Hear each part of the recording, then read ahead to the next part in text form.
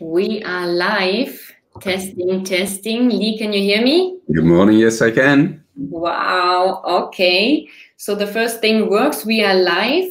Welcome, everybody. Welcome, everybody, to the 6th episode of the Swiss recruitment journey. Usually, this is Lee's show, that he is interviewing local recruitment leaders on the Swiss market. And as you know, and he's interviewing the local leaders in recruitment about their career, how they got into recruitment, and how they become so successful as they are today. So now we are turning it. And as you all know, we have 3 years anniversary of Recruit. And we decided to change the position. So now today I can ask all the questions to Lee. And I'm going to interview him about his career, how he got into recruitment, and how he became the most successful rec-to-rec company in Switzerland. So welcome, everybody, to Lee Diamant, my guest. Welcome, welcome. Thank you. And it's really weird being on the other side. You know, I'm normally the one asking the questions, and I'm not sure I'm quite comfortable with this and what you've got planned, but I'm looking forward to it for sure. Yeah, I mean, I also feel honored that I can do the interview with you. So I'm very happy to do this. So first of all, I would like to introduce myself as well. And then, of course, we're going to ask all the questions, what we have prepared. So my name is Catharina. I am from Berlin originally. I'm since almost 14 years now in Switzerland. And I'm working in recruitment since 2015. And 2 years ago, actually, I also have an anniversary. In November, next month, I'm working with Lee. And it's a big pleasure to work with you, Lee. So thank you very much at the beginning already. And maybe you also would like to introduce yourself just a little bit. Okay.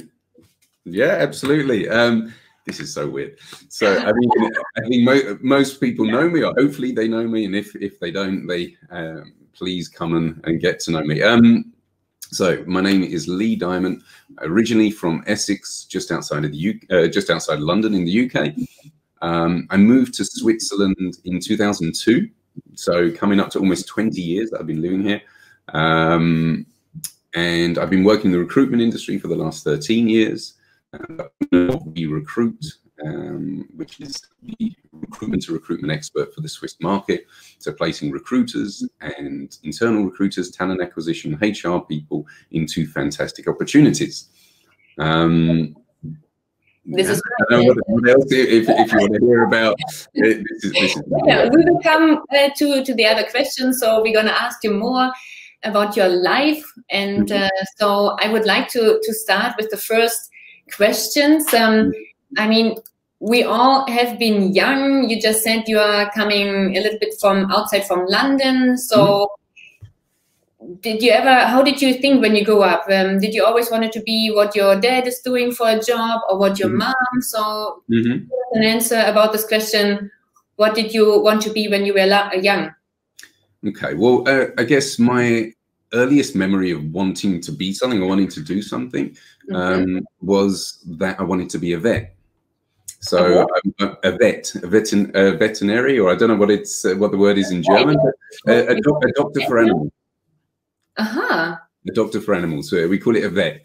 You know, I love animals, always have done. Had cats at home, and I've always been somebody who enjoys helping in one way or another. You know, I think the fact that I love animals, that I love helping, and wanting to protect them somehow, you know, I think my earliest memory, probably about 12 or so, around my son's age now, that I wanted to be a vet. I didn't become a vet. Slightly different. Yeah, exactly. I mean, I think my problem was this, right? I don't like needles. I don't like operations. I don't like blood. And I found that out quite quickly. But that combined with, I wasn't really the academic. I wasn't really into school. Obviously, to be a vet or anything on that kind of level, you have to really study and go to university and these kind of things. And that wasn't really my forte or my path, let's say. Yeah. Interesting. Thank you very much. And you already said in your introduction that you are from a little bit outside from London and that you're in Switzerland already since more than 20 years. So the question would be, how did you get into recruitment? I know that you started recruitment here in Switzerland. Exactly. So I've only recruited in Switzerland, or from Switzerland, let's say. And I got into recruitment, I guess, like many people do. So through my network, I was playing football on a regular basis with a bunch of expats. There was a community through the English forum where we would meet up, I think, twice a week, every Tuesday and Thursday. We'd meet up. There'd be about 20 plus people, play some football. And one of the guys there was a guy called Colin Tivendale, and he was working, still is, at a company called Swisslinks. And at the time I was working in tourism, so I was working for Kuoni, who I'm sure a lot of you would know. And they, I was working there as sales manager for the Middle East. He called me up and he said, look, we're looking for people at the moment. I think he even charmed me by saying, we're looking for nice people, and you're one of the nicest guys I know. So, you know, I took it, you know, nice compliment, I'll take it. And so they invited me to have a coffee together.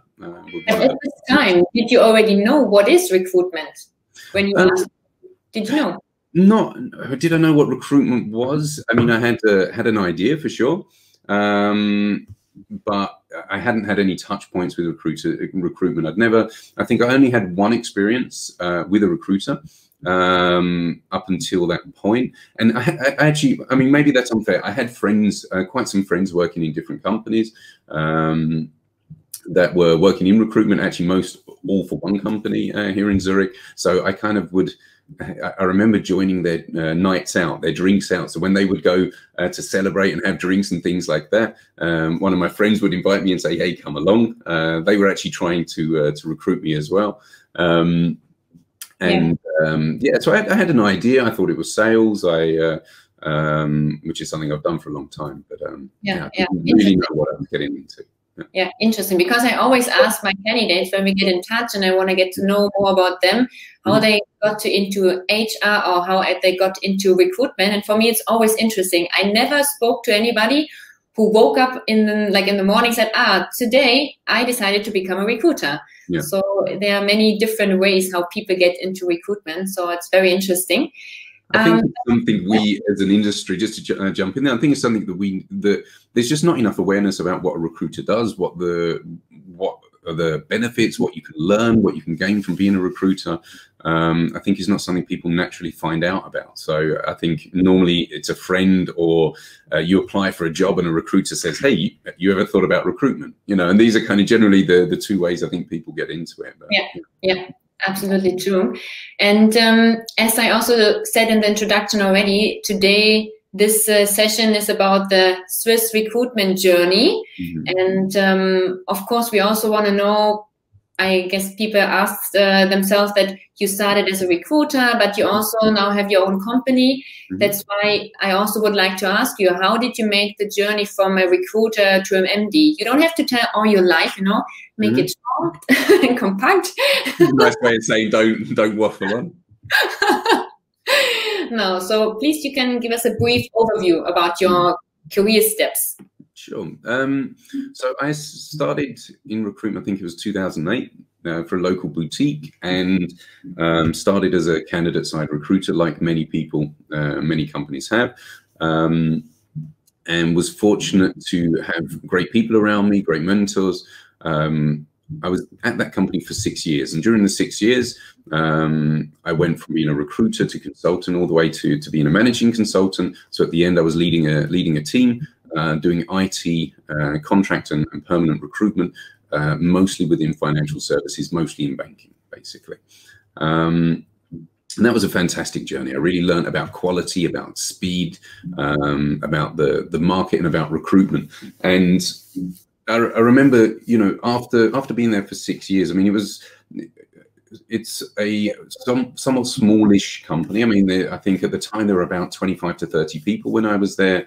I was reporting to the owner of the business, and still, regardless of the growth and promotions, I was still doing the same job. I was still a 360 consultant. I was still, leading people, but 70–80% of my job was recruitment. And I felt after 6 years that I wanted to go more into management, to try that route, to lead more people, to coach, develop more people. And in that moment, that was at Swisslinks, and in that moment, that's when Randstad professionals knocked on my door. So they headhunted me, reached out, because they Randstad are, I think now #1 in the world. At the time they were #2, and they were investing and wanted to really develop the professionals business. Randstad are very well known for kind of blue collar general staffing recruitment, as we call it, and they wanted to develop the professionals business. That was the focus for them. So I could go from leading a team of 2–3 people to immediately leading a whole office, 12 people across 3 different teams. And for me, that seemed like a really great and logical step for me to kind of take that move into management. It would mean that, the percentage goes the other way around. Maybe it's 80% management and 20% recruitment and sales.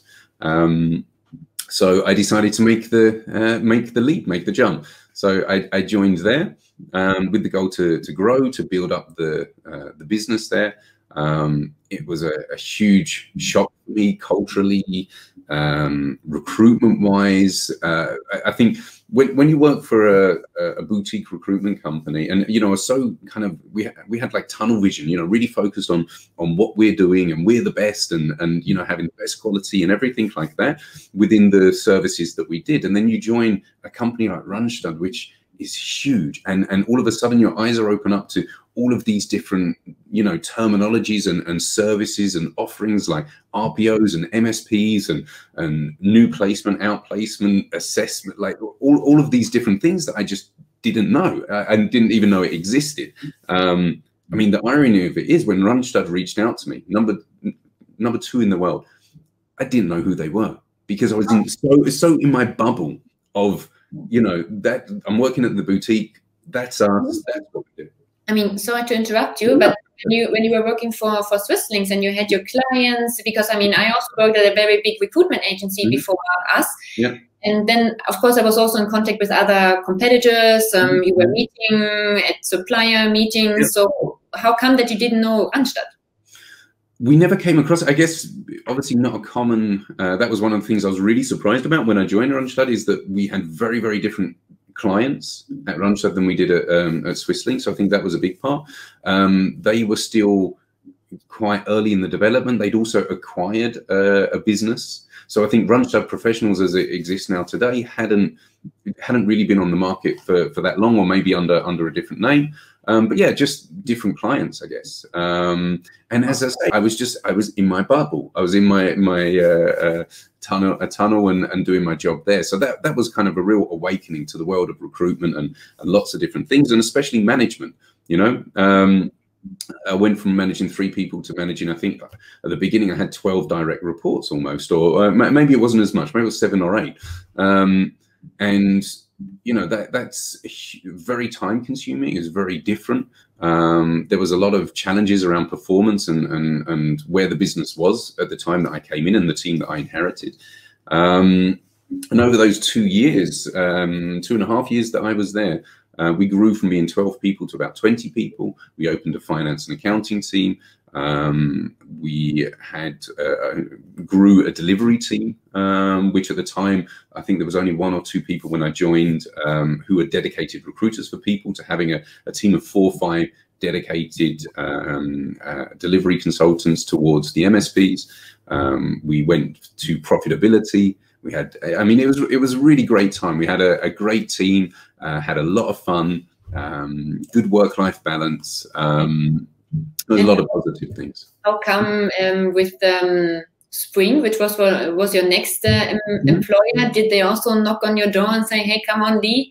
How did it come? Yeah, so at the time, so my boss at Randstad was basically positioning me to take over at the end of the year as the director for Switzerland. So, you know, this was the kind of conversations we were having. So I would go from leading Zurich to also taking responsibility of other places. And at the same time, I then get approached from Badenoch and Clark, which is one of the brands of the Adecco Group, who said, hey, you know, we've heard some great things about you, and why not come and do that, take that step with us compared to doing it with Randstad. And at the time, there was a couple of key things. So on one side, I had my mind on the future, and I thought to myself, okay, at Randstad at the time, if I had have taken the position as director for Switzerland, that was ultimately the end of my journey there, in my opinion, because I didn't want to consider positions outside of Switzerland. And the profession, I'm a professionals guy. I'm not from general staffing, blue collar or so. So, you know, that's my space. So once I'm heading the whole business, I didn't see that there would be something thereafter. And with Adecco, so at the time it was Adecco IT, Adecco Life Sciences, and Euro Engineering that I took over. And at the time, Adecco was obviously and is much bigger in Switzerland. You have the global headquarters here. So I saw much more future opportunities that I thought would be there for me.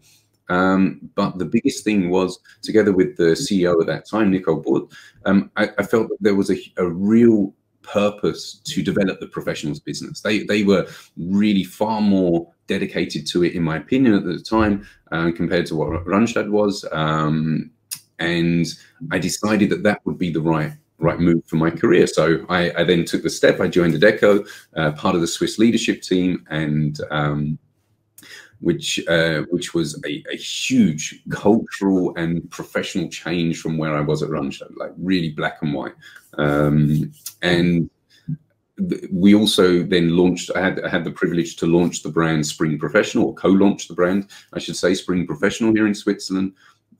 Because when I joined to try and do IT recruitment with the Red Adecco brand, which is again known for blue collar, it doesn't resonate with the clients, it doesn't resonate with the candidates. And as a company with a multi-brand strategy, Spring Professional at the time was the one that we decided to go with. So we launched Spring Professional. I was leading about 40 people then at this point, in Zurich, Basel, Geneva, and Lausanne, eventually just to be Zurich, Basel, and Geneva. So at this point, I'm about 10 years into recruitment. I've reached the highest point as the head of Switzerland for those business units, and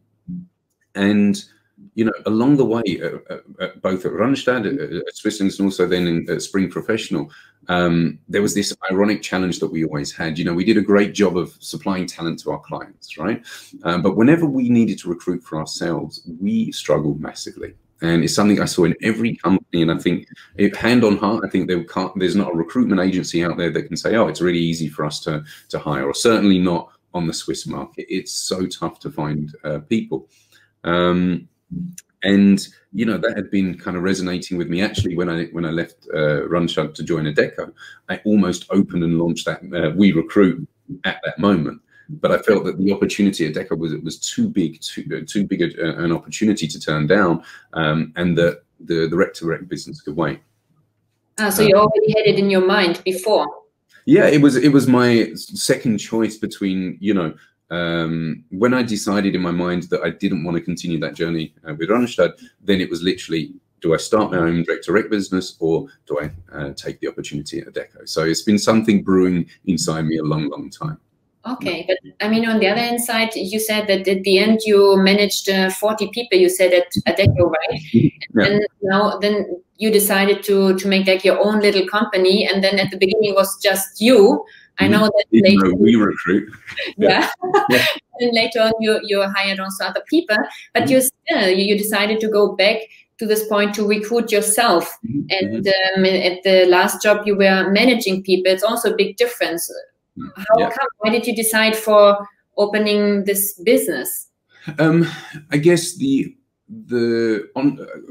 a mixture of different things. I think on one side it was about opportunity, that I felt that there was a market there was a need. I felt I had the right experience, seniority to really build a brand that would really support and be a backbone of the recruitment industry here in Switzerland.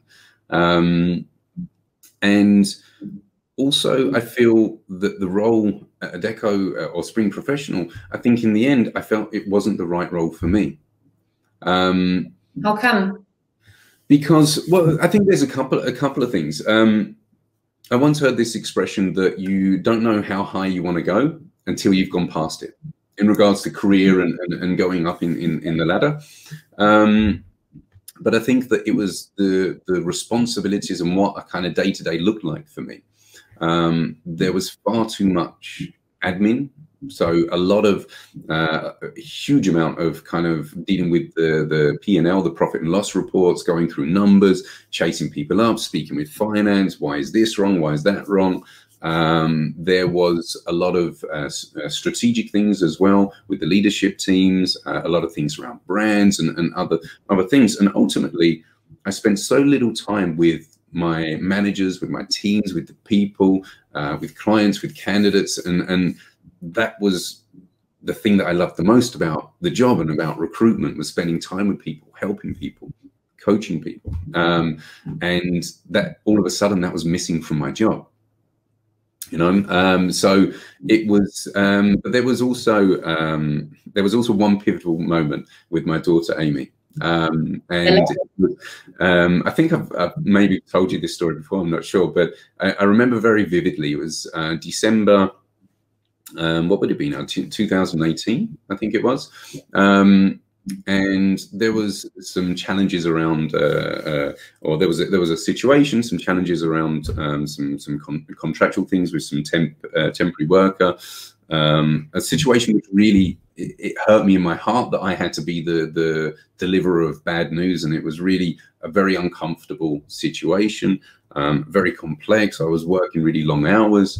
I missed a dinner with my wife and my daughter. And I went down to the table and I'm writing the email and I'm shoveling the food into my mouth. And, you know, but really sad and upset about this situation that I dealt with. And my daughter, who, you know, she would have been, what, 8, I think at the time, 7 or 8. She turns around to me, she says, "Daddy, why are you doing this job? If you don't enjoy it and you don't get to spend time with us, why don't you get another job where you can?" Oh, and do you remember what you answered, or did it just make you think? I broke down in tears actually in that moment. Yeah, because it was such a, it was, you know, from a child's mouth, you know, it's so simple in her mind, and I think it just accumulated everything as to where I was in myself and how happy I was feeling in the job, with the work that I was doing, with the satisfaction I was getting from it, and, you know, putting it kind of all together. So that was really, I guess, the breaking moment where I said, okay, something needs to change. Something needs to change. I can't be doing these 60, 70-hour weeks, you know, missing time with my family if I'm not enjoying it, if I'm not getting a massive buzz from it, you know? So that was very interesting. And the next question is about biggest challenges. I know that there are many challenges in our lives, but I would like to ask you about the biggest challenge with your job at We Recruit, when you decided to build up your own business. What do you think was your biggest challenge in this? We Recruit specifically.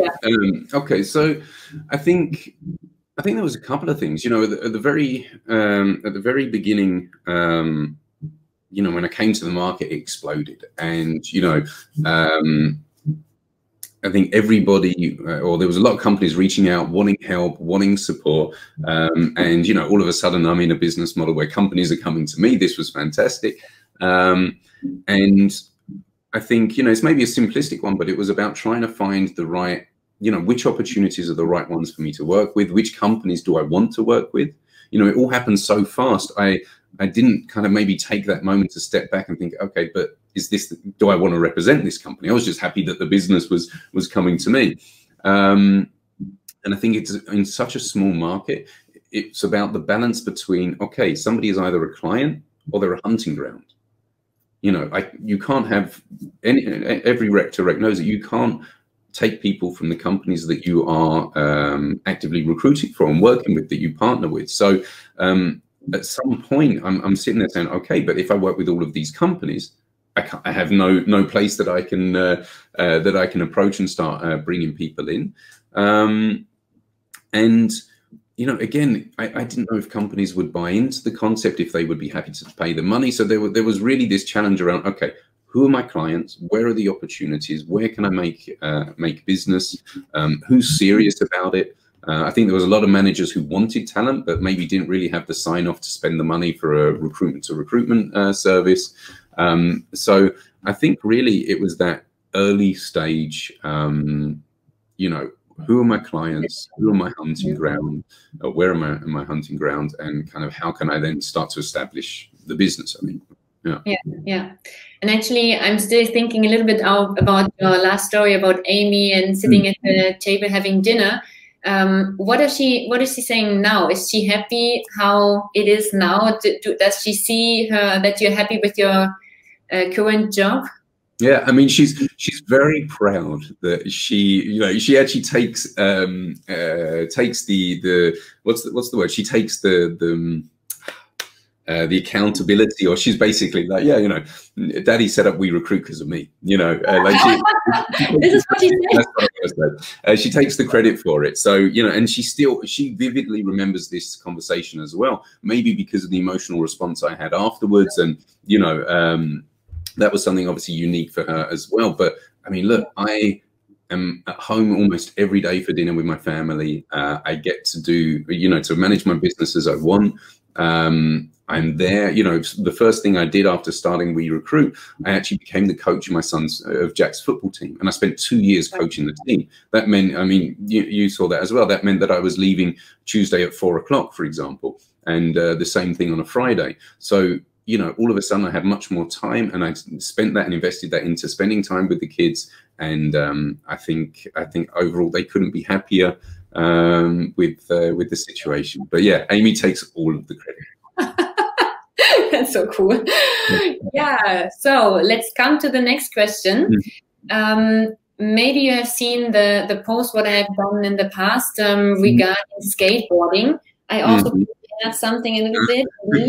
I'm going to become the next skateboarder. Yeah. And I also prepared something else to show you guys what I mean. What have you got up your sleeve? So, tell us, what is about skateboarding, Lee? All right, wow. I was never as good as that, that's for sure. So what is about skateboarding? So when I first fell in love with my wife, who's Swiss, and we were doing the kind of long distance relationship thing, I had the fantastic opportunity to go snowboarding in the mountains, which I absolutely fell in love with, and I just wanted to do it all the time. And I came across in Switzerland a very special type of skateboard, a slalom board. Some people might know a longboard or so. And actually, I took I do even have a picture here because I wanted to show you what I mean.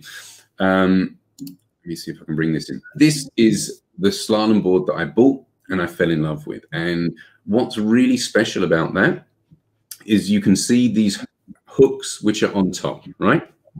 Yeah, yeah. What it meant was somebody like me who ended up being not so good at skateboarding early on, I could stand on this board, put my feet under the hooks and start jumping around. I could, you know, literally, I could take one of these boards, Catharina, and get you jumping within 1 minute. And if you think about how tough and how much practice you need in street skateboarding to do this kind of thing, and plus it was just much faster. You could cruise around the city, move around, and I absolutely fell in love with the product. And at the time I was working in Oxford Circus in London, and I would take the board in. I was skating in and around. I was skating in my lunch breaks, and I was constantly being asked what it was. What, you know, it didn't exist in the UK. You know, what is it? Where did I get it from? They wanted to get one. So somehow the entrepreneur in me at that time was like, hey, maybe there's a business here behind this. And so along with constantly being asked about it, every lunchtime probably for about 1 to 2 months when I was working in London, I would go out to Oxford Circus. I would take my board. I would start skating around, doing some stunts, do a bit of a show, and eventually would start to get some people gathering around watching. And what I would do is hand out. I mean, it's so basic. You know, I was 21, 22 at the time, whatever. A piece of paper saying, "Have you ever seen one before? What's your impression of it? Would you want to buy one? How much do you think it costs?" And I would hand this around to the people. They would quickly mark their things, fill it out. And it was like my market research. And after some weeks, I was convinced that there was a business to do there. So I reached out to the Swiss manufacturers, Airflow Skateboards and Summit Skateboards. Summit are in Lucerne, Airflow in Zurich. And I agreed with these guys. I said, listen, I'm going to distribute this in the UK, but I want sole distribution. I want to be the only company in person who can distribute these boards in England or in the UK. So it was a great move on my part. You know, I got the agreement with these companies, and I opened my company, Urban Boards. And so it was a distributor of Swiss slalom and longboard skateboards. And it was a fantastic experience and journey. I was selling to about 70 different shops and companies across the whole country, and also in Wales and Scotland. I appeared 2 or 3 times on TV, actually, on Sky, for example. These videos, come on. They're nowhere. I think you can't find them. I don't know. Of a young Lee. Like I remember I had to do like a jump over something like a meter high or so. I skateboarded or took a team around Brands Hatch on skateboards, for example. Brands Hatch is a Formula One racing track.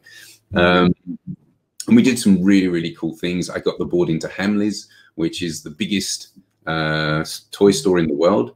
And just to get a meeting with the buyer is, you know, forget it. And 22, 21, 22, whatever, I got in and I got the product into the shop. I was really, really proud. Opened a shop in the end as well. And it was a fantastic experience. I spent half my time going to skate parks or events and things, meeting people, talking about this product that I was super passionate about. For how long did you have the company? It was about 2 years. Okay. I had the company. Early on in the company, actually, I was approached at an event by the guys who brought the micro scooter to England. So when the micro scooter first hit the market, these guys became millionaires, and they had a business, and they approached me saying, "Hey, we love the product, we love you, we want to buy you and the company together, but really invest and grow it." And I think that was my biggest mistake, because at the time I was a, you know, rebel skateboarder, whatever, you know, I didn't want to be part of this corporate world. I didn't want to associate myself with micro scooters. I was a skateboarder, you know, and that was unfortunately probably the biggest mistake I made, because that could have completely changed the path and the way that the business developed in the future. But because I sold the product fantastically into shops, but there wasn't the awareness and point of sales for the shops to sell it enough going out. So I didn't have the money to invest in really educating the market about what it was and point of sale and all of these stuff. But I had a couple of friends working with me as well. It was a really, really cool experience. And things slowed down. And when my now wife was coming back to Switzerland, so she was living with me. When she was coming back to Switzerland, I had a choice. Either I stay in the UK or maybe take the chance, as the business had been gradually reducing, to say, right, I close it and I come to Switzerland. Yeah, and I have to say, it's sometimes really funny when you see Lee, you know, dressing up with this waistcoat, not very formal, but like jeans and waistcoats, but then he's driving, do you say driving on the skateboard? Funny, yeah. Unfortunately, everybody knows now that we are working with Catharina Maisberger, and we are missed the chance to take a picture or video of Lee going on a skateboard. But I tell you guys, we will watch out, and then later we're gonna post this on LinkedIn. Yeah, you could have caught it last night. Yeah. Yeah, but it's a very nice, it's nice to see Lee, how passionate he is about, or to see you, how passionate you are about skateboarding. So I was also saying in my introduction that you created the most successful rec-to-rec company in Switzerland. And for me, and I think for the others, it would be also very interesting to get to know did you ever expect to end up where you are right now? Having 2 years of Recruit. I mean, I didn't expect to end up being having my own company. I think that, like, regardless of, like, if we talk about when I was younger, before I got into recruitment, whatever it might be, my dad has his own business and has had for probably 40 years or so. And I always saw how hard it was at times, good years, bad years, the ups and downs, how much he had to work, coming home tired at the end of a tough day.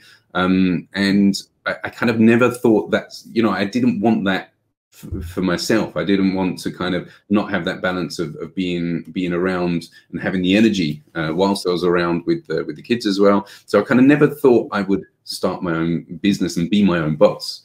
Did I ever think when I started Recruit that this is where we'd be?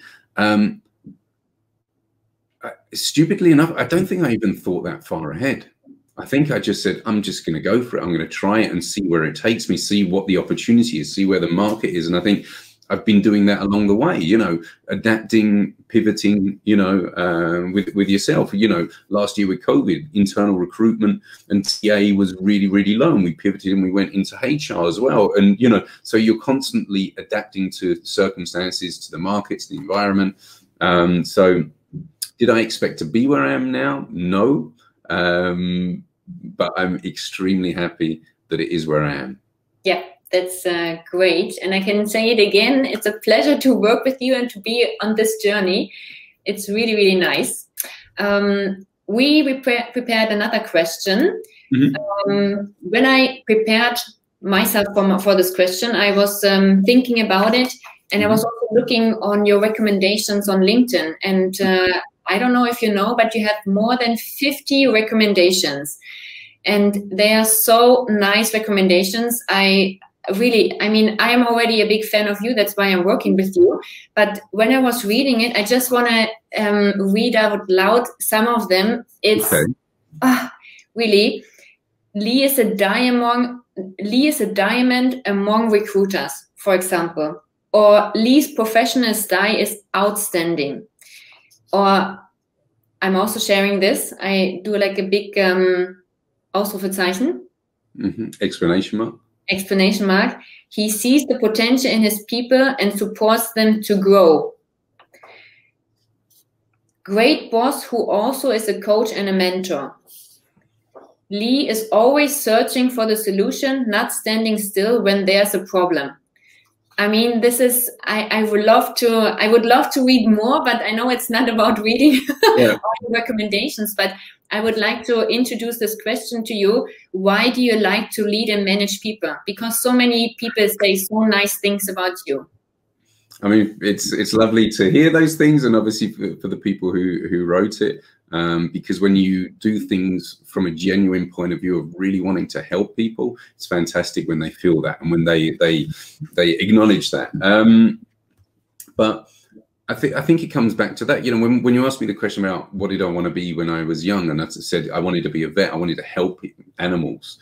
I think that I have. You know, I think that helping people is a big part of what I like to do. I get a buzz out of it. And I think that's why I like to manage, because it's great. You get paid to help people.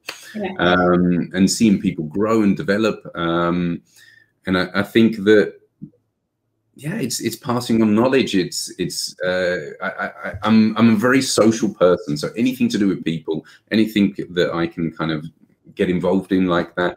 I like the challenge. You know, I like the challenge of kind of adapting to each person. You know, I once had a manager working for me who said, I lead and I manage in one way, and everyone needs to come in line to how I manage. And, you know, I said to them at the time, you've got it all wrong, you know, because I think you need to be able to adapt to the individual. And I think that's a really challenging and complex thing. People are extremely complex to manage, to lead, to you know, on that side. So I enjoy that challenge of kind of working together with somebody, finding what makes them tick, how to get the best out of them, and then really enjoying seeing that grow. So yeah, I mean, I can just add at the end of your answer that this is also the reason why I joined you, Recruit, because of course I had also other reasons that I was fan of the business, rec-to-rec business, and also how you set up your business. But I also wanted to get out of my comfort zone, and I knew that I could recruit. I was very successful also at my last job, but with you, I mean, now you see me all live on LinkedIn live session. I mean, I've never thought about it doing this, but now I even have my own little series, so it's really great, and I really appreciated Lee that he's not pushing, you know. I can really speak now as a colleague, employee, almost like a little friend of you. He's not pushing, he just puts you to the next step, but you and I decide when I want to do this step. So it's a really, really nice working relationship. So I will say it again, get used to it. Thank you. So yeah, I really enjoy it. So also I think this is also a very interesting question. I mean, I know you a little bit, but please also tell our audience who are listening, what are you doing outside of recruitment? A lot of things. I was thinking about this. I actually have probably too many hobbies and too many things that I'm passionate about. And generally, that's how I am. I don't do things kind of half-heartedly. I kind of, you know, wrap myself around. So I think, so what do? I love, obviously, spending time being a father. I mean, I'm a very passionate father. I love spending time with my kids, being a good role model, having fun with them. They keep me very young. I'm anyway young at heart, I would say. So I really enjoy spending the time with them and watching them grow. That's my kind of most enjoyable thing. But also as a husband, you know, I love the responsibility and everything around it. So spending time with my family, that's a big thing for me. Friends as well. I love good food, good alcohol. I enjoy life in that sense. I love going out for dinner, having a good time, and socializing with friends and family. From a sporty point of view, I play football still for FC Uster, the local team here. I skateboard, I snowboard. I love playing poker. So I have like a casino-sized poker table at home. That's what I say. If I do something, I'm all in, you know, like with my poker. So, you know. We see the thing, you know, maybe you recognize it. He's sitting like in a very nice chair. I'm standing here at my standing desk I'm proud of, but Lee loves his chair. What about this chair? Exactly. That's also a big thing that's developed. I mean, first of all, music as well is a massive thing in my life. I love music, listening to it. And chance to drive in his car around with Lee. Yeah, it's like a ghetto blaster inside. Exactly. So it's good fun, is what you want to say. No, but also I'm really into gaming. So it's something that I've always enjoyed. I've always loved new technology, new games.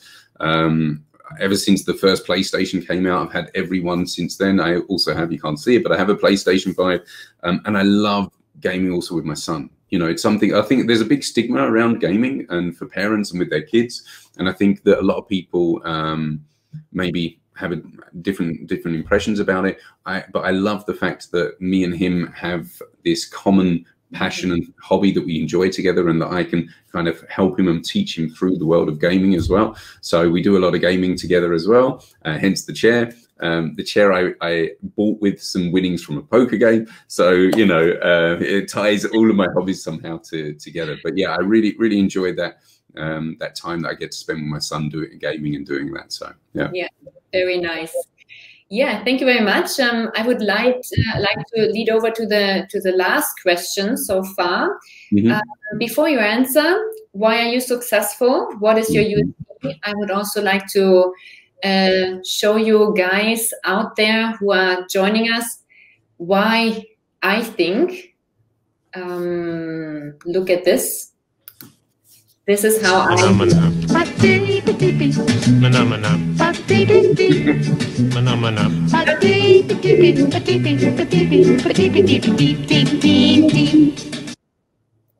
So this story behind this is Lee. You know, sometimes when you have an online meeting, he appears like this, and it's like, Okay, is she like in the gaming mood? But this is Lee. So this is just my introduction to this question. So what is your USP, Lee? Why are you so successful? What do you think? I mean, I think these are two questions, right? Why do I think I'm successful, and what my USP is, I think are two different things. I mean, the USP ties down through what I said. I do believe that I have a genuine, deep down drive to help people. I think it's something that stems from being an English gentleman, opening the door, helping someone across the road, carrying bags, you know, regardless of who it is, you know, a neighbor needs help shoveling the snow, whatever it might be. I'm just constantly get a buzz and get a drive from helping people. And I think that is one of my big USPs. I think my knowledge that I've gained over the years in recruitment, you know, having been in the job of the people that I'm recruiting for, the people that I'm supporting. So if I'm helping a managing director or a leader in a recruitment company, I've been in their role, so I can really relate on a completely different level. And I think because I'm fun and people like to have fun, and laughing is important in what we do. You know, life's too short not to enjoy the moments along the way.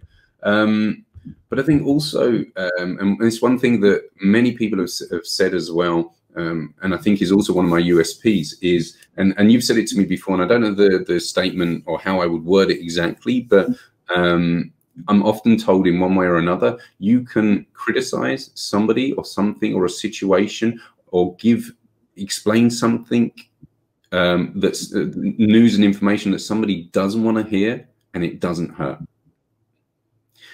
Mm-hmm. Can you say know what I mean? So like a criticism, or to tell you something that you don't want to hear, or to you know, if when I'm coaching somebody or giving feedback on a CV, without saying it's totally rubbish, I can say it's totally rubbish and really help someone understand without being offended.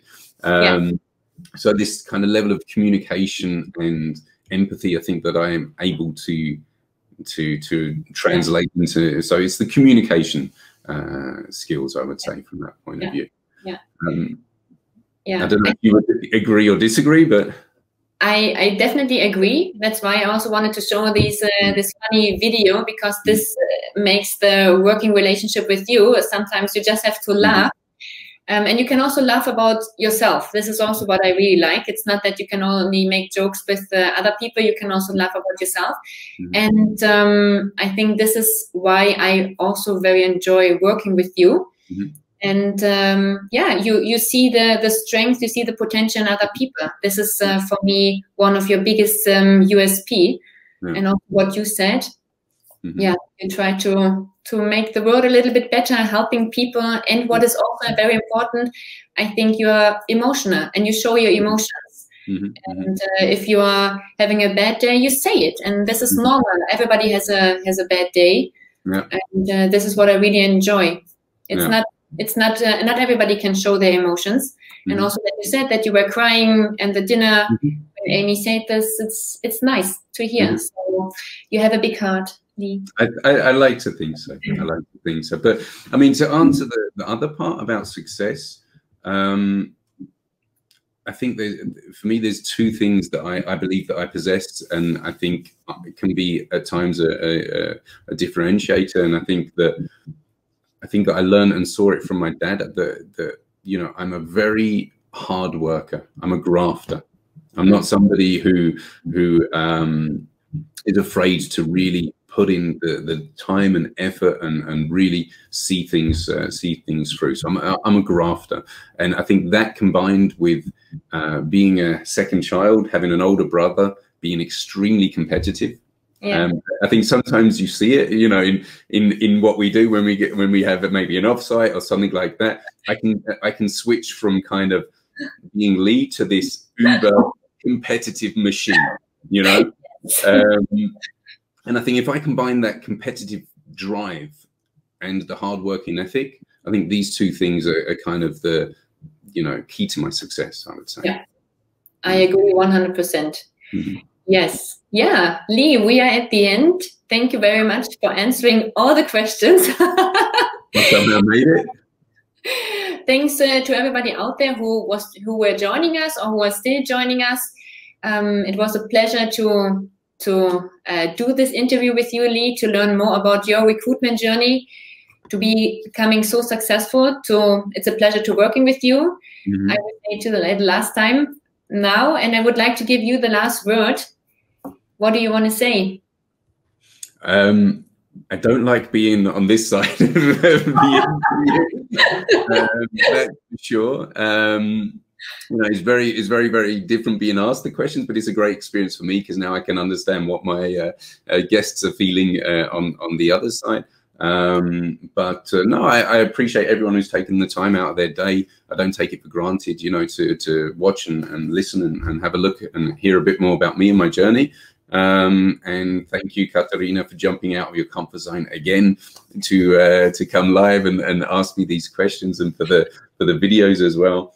I really appreciate that. And yeah, I wish everybody, I hope everyone's been enjoying our Halloween posts and content that we've been putting out there.